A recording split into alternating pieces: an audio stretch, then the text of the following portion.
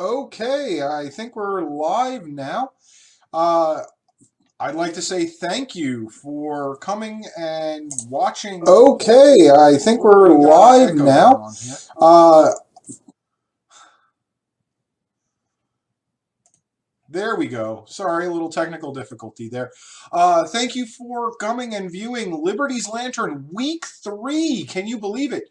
Uh, this week we're going to be talking about a topic first presented by George Squires. Also was presented by a couple other people, but George Squires was the first person to say give me the idea, so I really appreciate that. As far as the topic, what is it? Well, we're going to be talking about the third party impact on the election, and could the third party actually have made a difference? It's a really interesting conversation. It's one that a lot of people have pointed fingers at. One that a lot of people have discussed. It's caused uh, people on New York Times, Fox News, every single news outlet to talk about immediately after. And there's a lot of celebrities that weighed in on this too. Uh, First, I guess we should talk about, can a third party make an impact on a general election? The answer is yes. You look at Ross Perot, you look at Ralph Nader, where they pull for a disproportionate amount from one party or the other, yes, they can make a difference. And that is one of the beautiful things about third parties. Yes, they can be a voice for change. Yes, they can be a voice for reason. Um, but when it comes to the 2016 election, we're going to go over a whole bunch of polling data later on in the talk. But first, we're going to start talking about the blame game. We're going to start talking about a lot of other things. Um, but hey, blame is one of those things in politics that is just, it's difficult to tag down. We love pointing fingers. We love pointing fingers at each other, especially during the entire election process. We're always talking about what the other guy is going to do wrong. And it's become part of our political landscape. So it's a natural progression from there to actually point fingers of blame when we get to the end of the election. It's one of the unfortunate aspects of our entire election system. Uh, but when you start going into the backgrounds of the entire election process, the will be studied for literally generations to come. This being the 2016 presidential election, you've got to look at some things that are very self-reflective for the Hillary campaign. And a lot of these points have been brought up by CNN, they've been brought up by Fox News, they've been brought up by Politico, they've been brought up even by members of the Hillary National Campaign themselves. But things that they were fighting were a low favorability. Yes, their poll numbers were high, but people were not excited to see her as a candidate. The party itself was divided. You had still, even on election day, high sentiment of the separation of the Democratic Party between the Hillary Clinton supporters and the Bernie Sanders supporters. Uh, and let's call a spade a spade. She had a lot of scandals that followed her, and that some date back to her husband's presidency, that were fairly or unfairly attached to her. And the other thing is, because she was the first lady with Bill Clinton, she has name recognition and immediate resentment by a lot of Republicans and independents that were not fans of the Bill Clinton administration. So the fact that there was already a preconceived negative notion just attached to her name made it an uphill battle. Another thing that was brought up a lot was the FBI director, Comey, reopening the FBI investigation into the emails in the 11th hour. I'm not here to defend or defame Director Comey. Yes, the timing was horrible. But let's be honest, his hand was kind of forced because of the leak between Anthony Weiner and Huma Abedin. it was just really bad timing. Now, where that leak came from, how those came to light at that point, it is anyone's guess and will be talked about. Could it be Russians? Could it be just general bad timing? That's for a conversation for another time and not for me to cover. But yeah, that's going to be a long talk right there. And then even Politico and the DNC as well, looking into it in hindsight, because hindsight is 2020, the strategy was just wrong. They went with a traditional DNC strategy, go after the urban areas, and which has always worked for them in the past. And unfortunately, they weren't fighting a traditional GOP candidate. The candidate that they were fighting was very unconventional, and that's obviously Donald Trump. So a traditional strategy just did not work this time. Uh, the other thing is also they had very early indications that there was going to be a very high rural population turnout. And they did not try to counteract that. They did not try to stem that, which was just a bad strategy choice. Also, the ad spots that they were running, especially in the last weeks of the campaign, were very negative Donald Trump ads. It really was. They were very good at telling people why you should not vote for Donald Trump. However, they also never actually talked about Hillary Clinton's positive aspects. They never, in essence, asked for the vote. And because they never asked for the vote, no one was really motivated, or not nobody, because obviously she did receive the popular vote, just not the electoral vote, but the popular vote. But she never was able to materialize those fence hangers of why should you go vote for Hillary Clinton. And those fence voters really would have made the difference. And then on top of that, she had bad polling, bad polling. All of her internal numbers showed that she was going to win Michigan by over 5 points. And in fact, as we all know, in hindsight, she didn't. She, in fact, lost Michigan. Also, she had a fundraising strategy that was extremely, extremely aggressive. Good for her. And yes, money does grease the wheels of politics. So you had almost all of August where she was engaged in small events, fundraising events, where she should have already transitioned over to more of a ground game. And yeah, I mean, like I said, this is all in hindsight. No one really at the time was saying, "Oh my God, you're doing this all wrong." But again, hindsight is 2020. One of the interesting things is that there's still millions in her campaign fund. The campaign fund never got utilized fully. Why do all the fundraising if you're not going to spend the money? So she even had, a lot of advisors who were having her hold on to a lot of this money for the final push, potential legal fights against Donald Trump. So I understand the theory behind it. But in hindsight, again, it was a bad decision. And also, and this comes actually straight from the Hillary Clinton campaign, that they were targeting the popular vote and they weren't looking at the electoral college vote. They were looking at more of being the popular candidate, which is extremely important because the electoral college does vote predominantly on the vote of the popular vote. So yeah, it's a smart idea, but you also have to be very conscious of the fact that you have to play with the electoral college, and they didn't do that enough. They didn't run those internal numbers enough, and it in essence it cost them at the end. And then it continues on. She had a hard time mobilizing the working class, and she had quite a few gaffes during the entire election. Let's be honest. Her gaffes were pretty pretty substantial. She had the West Virginia coal miners. And then she also, probably her worst, was calling the Trump supporters the basket of deplorables.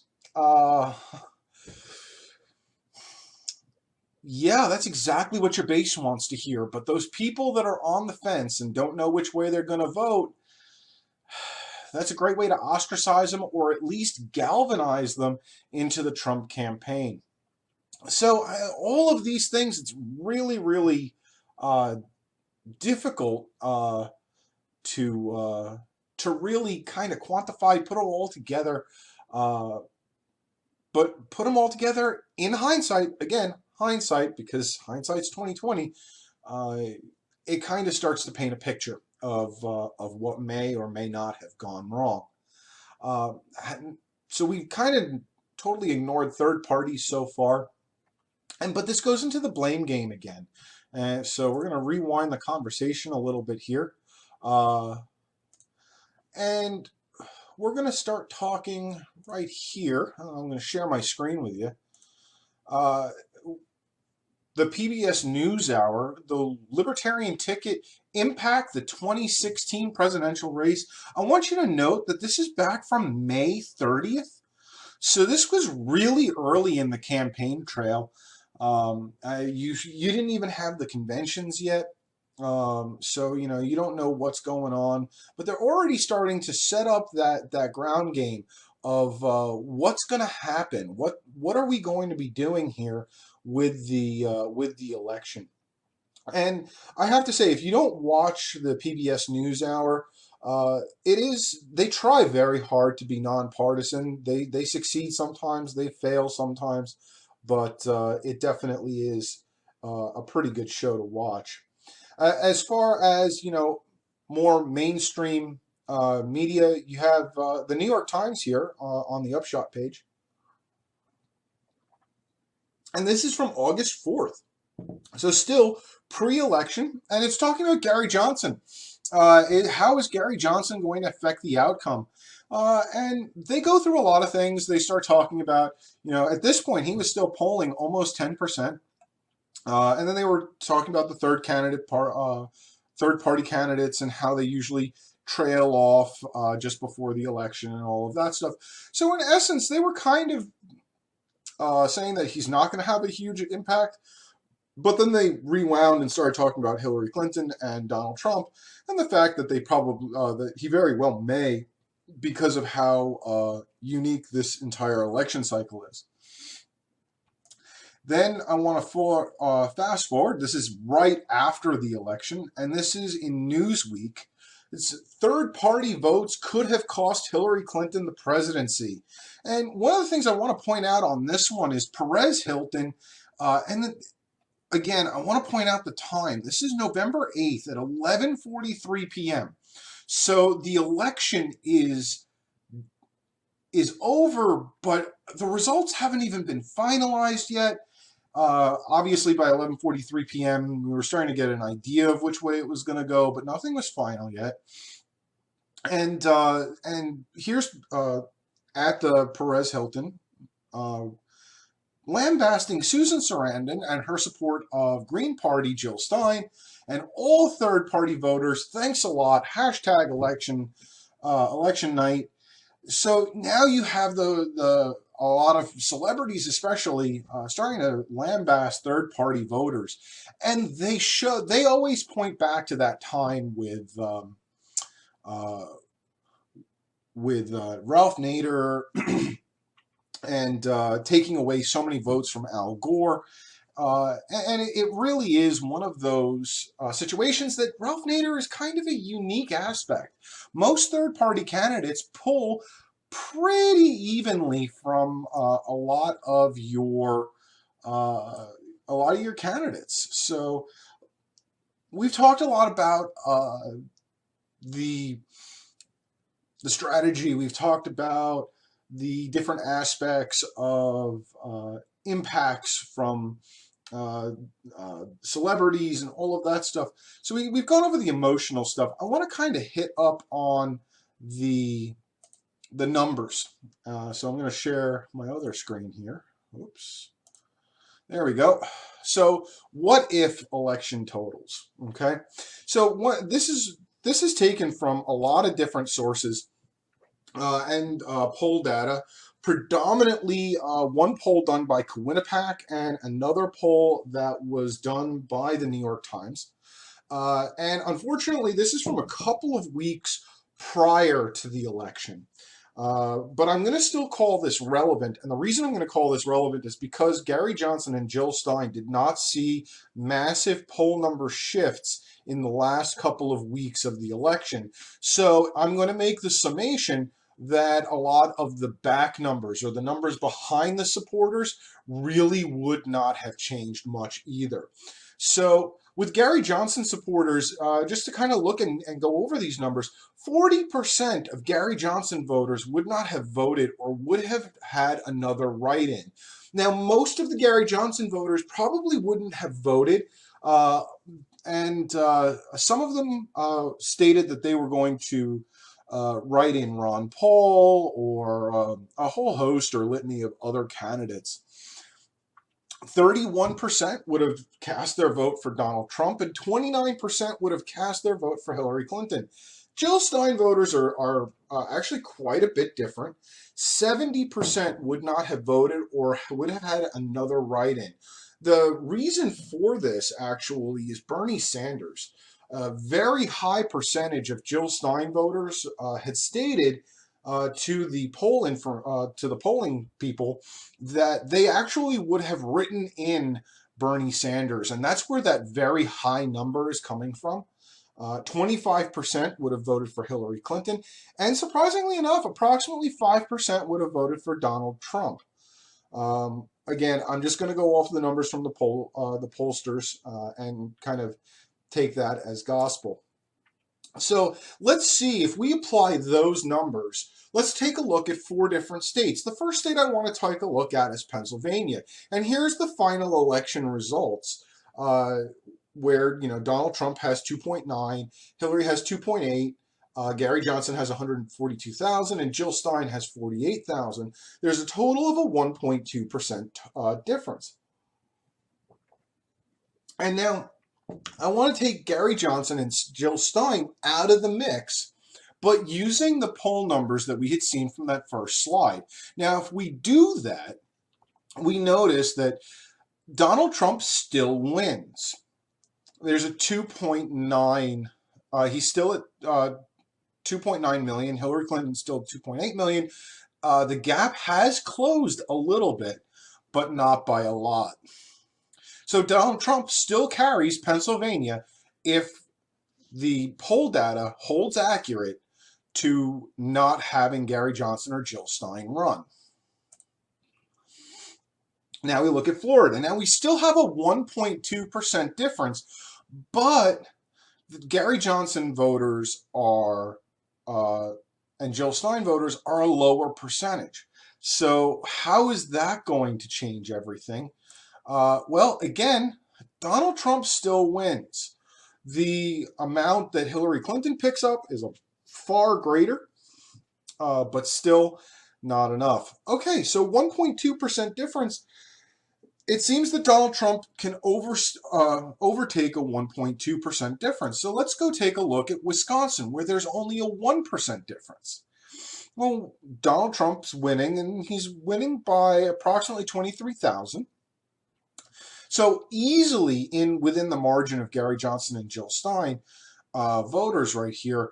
So if we all of a sudden apply those same principles, those same percentage breakouts that we saw on that very first slide, and now third parties didn't run, now, yes, instead of having a 23,000 difference, we now only have an 18,000 vote difference, but Donald Trump still wins.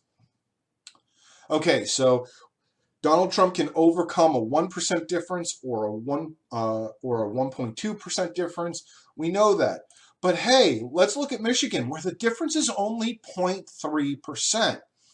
Donald Trump and Hillary Clinton are neck and neck. There's only 11,000 votes that go between them, way within the margin of error here between Gary Johnson and Jill Stein. Now, all of a sudden, let's take a look. That's right, Donald Trump still wins. Donald Trump still wins, but now instead of being 11,000, he wins by less than 6,000 votes. But unfortunately, with those percentage breakouts that we saw from the pollsters, yeah, he still wins. So it makes it really difficult to start really kind of going into all of those things. And but unfortunately, when you look at numbers and you start to try to apply logic to it, you see a lot of those things really don't change. So we've talked about feelings, we've talked about strategies, we've talked about celebrity involvement, the blame game, we've talked about hard numbers, we've talked about a lot of different aspects here. Um, and yeah, it's painful for a lot of people, and I get that. Yes, popular vote went the way of Hillary Clinton. The Electoral College went for Donald Trump. I'd like to say that I was a Gary Johnson supporter. I don't support either of those two candidates.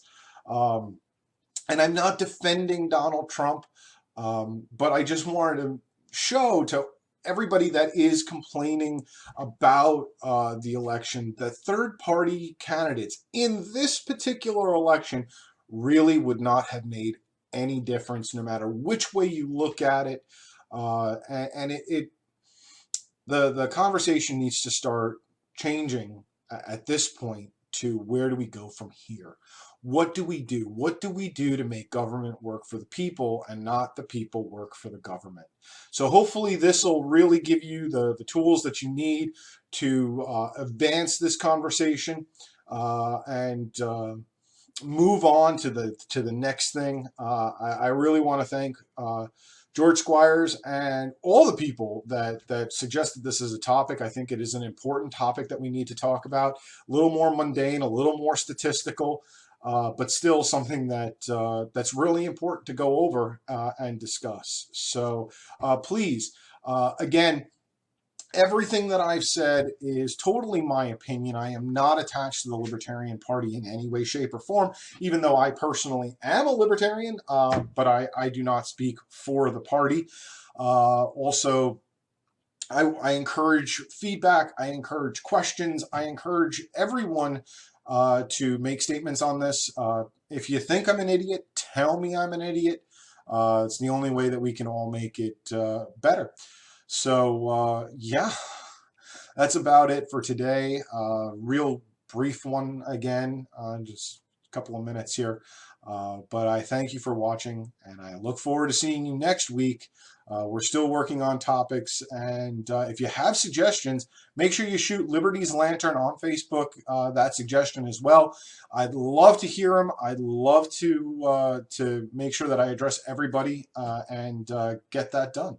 So I thank you so much, and you have a great rest of your Sunday, and I will see you again next week.